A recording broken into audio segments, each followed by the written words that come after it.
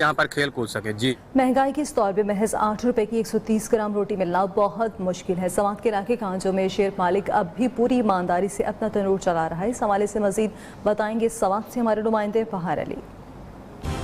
महंगा आटा खरीदने के बावजूद खिदमत खल्क से सरशार नान बाई ने एक नई मिसाल कायम कर दी। 130 ग्राम रोटी 8 रुपए में फरोख्त करने लगा। 9 माह कबल सवात के इलाके कांजू में शेर मालिक ने रोटी का तंदूर लगाया। एक दिन में 15,000 तक रोटियां फरोख्त होने लगी। नान बाई शेर मालिक का कहना है, आटा महंगा होने के बावजूद रोटी महंगी नहीं की, फिर भी काफी बचत हो रही है। इस वक्त मैं यहाँ 130 ग्राम की रोटी कारीगरों का खर्चा निकाल के, किराया निकाल के, बिजली का खर्च निकाल के, गैस का खर्च निकाल के, हर चीज़ निकाल के 8 रुपए में मैं फरोख्त कर रहा हूँ। अल्हम्दुलिल्लाह मुझे आज भी बच रहे हैं। शहरियों का कहना है, पहले 6 रुपए में रोटी खरीद रहे थे, अब 8 रुपए पर भी ले रहे हैं, क्योंकि सरकारी रेट और वजन में बहुत फर्क है। महंगाई के दौर में पूरा स्वाद में 10 रुपए से कम की रोटी नहीं मिलता है।